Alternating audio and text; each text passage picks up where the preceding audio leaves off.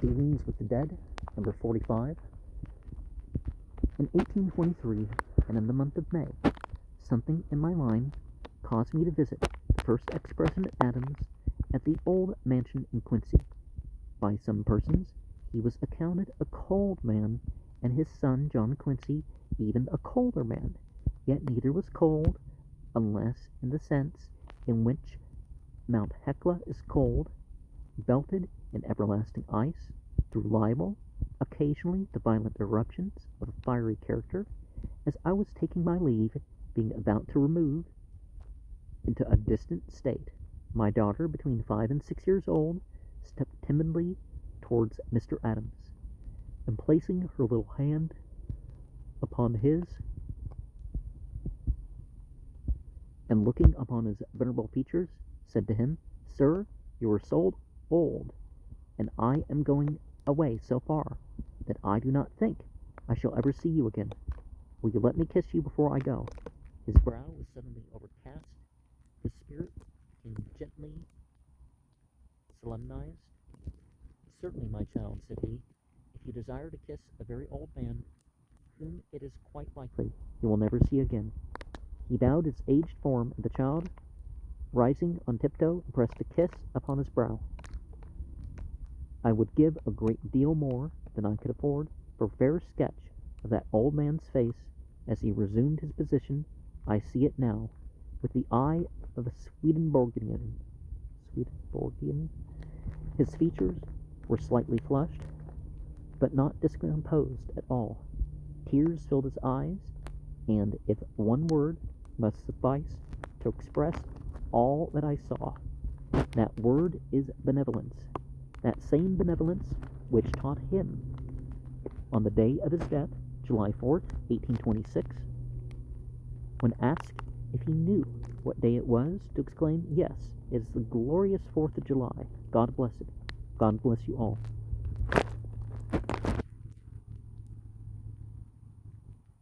At the time of the little occurrence which I have related, Mr. Adams was 88 years old. I ventured to say that I wished we could give him the years of Methuselah, to which he replied with a faint smile, "My friend, you could not wish me a greater curse." As we wax older and greater, this expression, which in the common phrase is Greek to the young and uninitiated, becomes sufficiently translated into every man's vernacular. Mr. Adams was born October 19th, 1735, and had therefore attained his 91st year when he died. Nothing like the highest ancient standard of longevity is attained in modern times. 969 years is certainly a long lifetime. When baby Lamech was born, his father was a young fellow of 187. Well, let us remember in that language, every number also is a word that's not a number.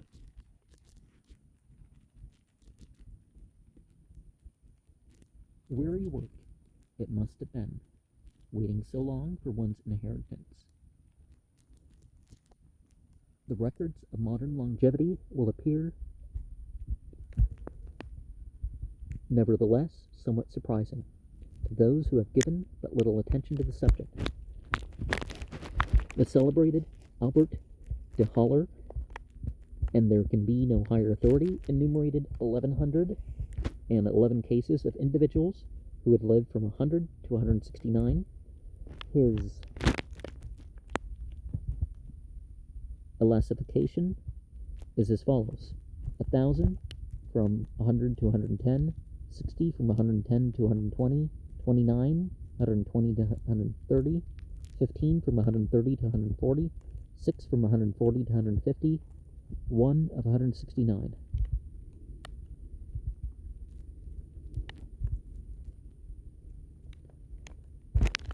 The oldest was Henry Jenkins of Yorkshire, who died in 1670. Thomas Parr of Wilmington in Shropshire died in 1635, aged 152. He was a poor yeoman and he married his first wife when he was in his 88th year, or as some say, his 80th, and had 2 children. He was brought to court by the Earl of Arundel in the reign of Charles I, and died, as it was supposed, in consequence of a change of diet. His body was examined by Dr. Harvey, who thought he might have lived much longer had he adhered to his simple habits. Being rudely asked before the king what more he had done in his long life than other old men, he replied, "At the age of 105, I did penance in Alderbury Church for an illegitimate child. When he was 120, he married a second wife, by whom he had a child." Sharon Turner, in his Sacred History of the World, Volume 3, Chapter 23, says in a note that Potter's son by the second wife, the issue the first died early, lived to the age of 113, his grandson to that of 109, his great-grandson to that of 124, and 2 other grandsons who died in 1761 and 1763 to that of 127. Parrs was a much longer life. Parrs was a much longer life than Reuben's, Judah's, Issachar's, Abner's, Simeon's, Dan's, Zebulun's, Levi's, or Naphtali's.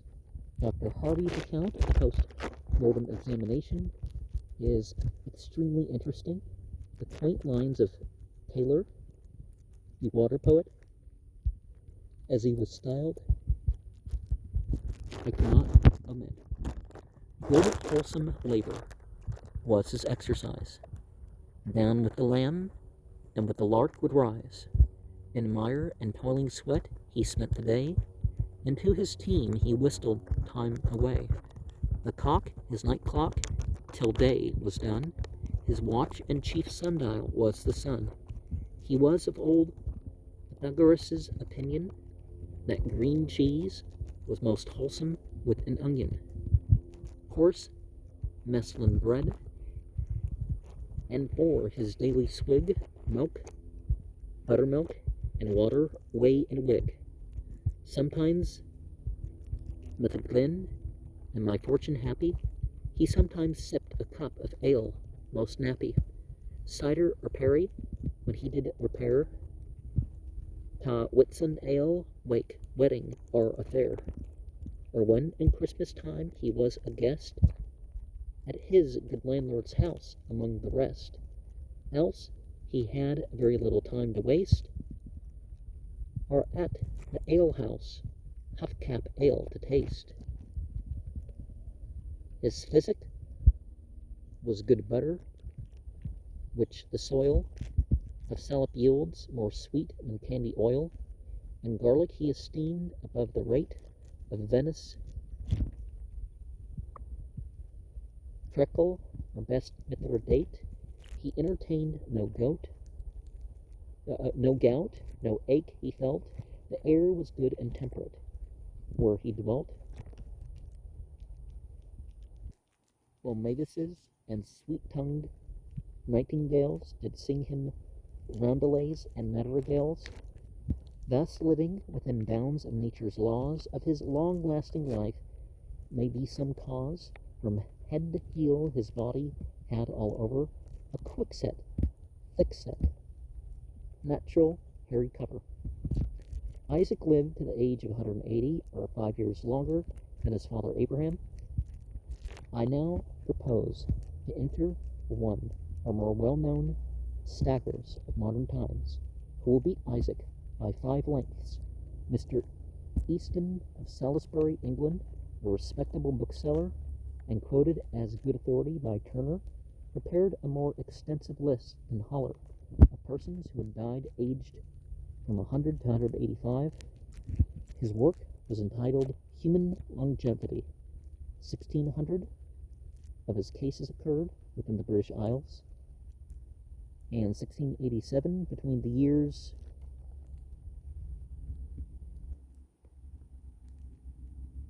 1706 and 1799. Oh, 1600 was the year, not the number of cases. Okay.